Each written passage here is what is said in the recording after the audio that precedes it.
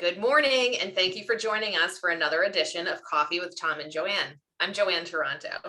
And I'm Tom Matthews. And today's topic is, why do escalation clauses get a bad rep?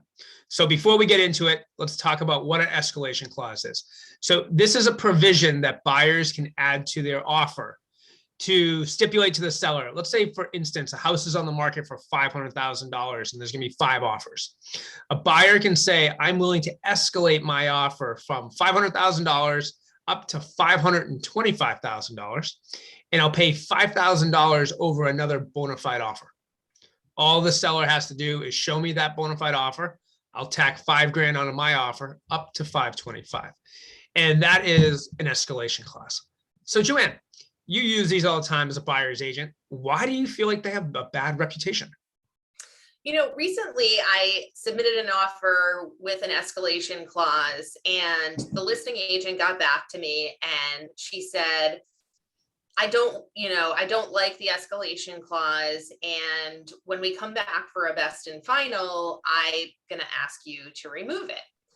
And so that's fine. Everybody can have their preference. But I asked her specifically, why do you not like the escalation clause? Now, there are a few scenarios where I think an escalation clause can be problematic.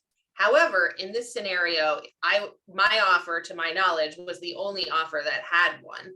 And it was an interesting psychological look into why the other agent felt it wasn't good. And so what she told me was, she said, it looks like your buyer is willing to pay X, but will reluctantly pay more if they have to.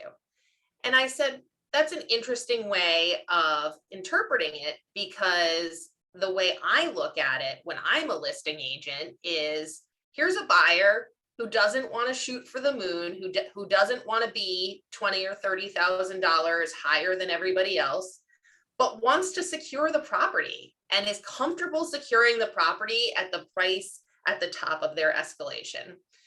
And so I think that there's a lot to that, where you have a buyer who is willing to step outside their, the standards of offering X and say, listen, I'll offer X, which I think is a great offer, but if I need to offer more, I want to secure this house. So that's my interpretation. But this agent said, your buyer will reluctantly pay more, which I think was an interesting piece. It's not necessarily the way I look at it, but it's an important reason moving forward in the market to ask the agent on the other side how they feel about escalators. Yeah, because they can be really, really effective, but you have to be working with an agent who's savvy with them and who believes in them. And I also think it requires, Joanne, an agent who is humble, because I think the comment that your client reluctantly will go up is coming from an agent who is feeling like the market is so strong that there shouldn't be a reason why a buyer wouldn't want to grossly overpay. And from a fiscally conservative perspective, which we take with our buyer clients, clients want to secure the home. They don't want to win the home. Right. They want to make a good, solid lifestyle and financial decision, and they don't want to overpay by $25,000. That does not make them feel good. And when an appraiser comes along, if they're $25,000 over and the appraisal doesn't make the sense for the bank, then we have a bigger problem.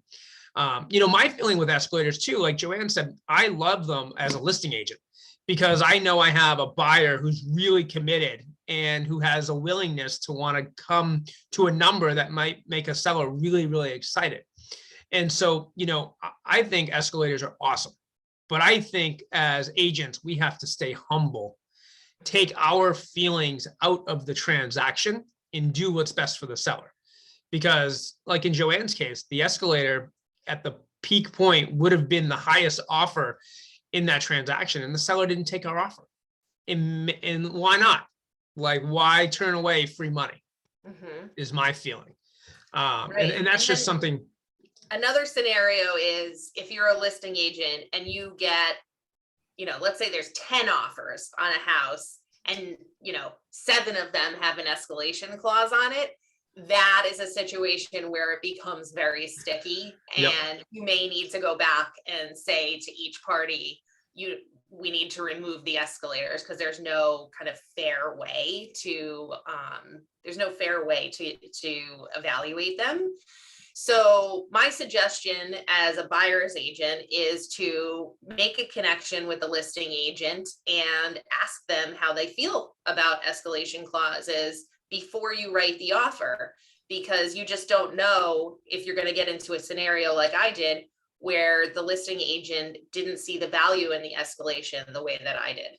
And another tip for buyers agents, if you are going to use an escalator, I think it's important to start your initial offer a little bit above asking price, and then have a wide enough gap on your escalation. So let's just say hypothetically the house is $500,000 and you're willing to go up to 525. Maybe you start your initial offer at 505 or 510, but rather than being willing to pay $500 over another offer, be willing to pay like $5,000 over another offer. 1 point is typically enough to move the needle in your direction. I think oftentimes people make their willingness to pay over the next offer too slim, and it's not enough to get the seller to move, turn their head. So you have to kind of be strategic and be smart. Because most buyers, if they secure a property for $5,000 over another offer, and they've now secured the home, they know they've secured it at a reasonable price over another competitor, in 5 years from now, they're going to be very happy. So that's not as much of a concern. But what a buyer doesn't want to do is they don't want to find out at the grocery store from some neighbor that they secured the property and they paid $50,000 over the next bidder. And because the market was great, the appraiser said the value was there, and they're now into this property and they left $50,000 on the table. That's why, as buyer agents, we oftentimes will use an escalator. Right. This was a great discussion. Thanks for joining us this morning for coffee. I'm Joanne Toronto. And I'm Tom Matthews. Take care.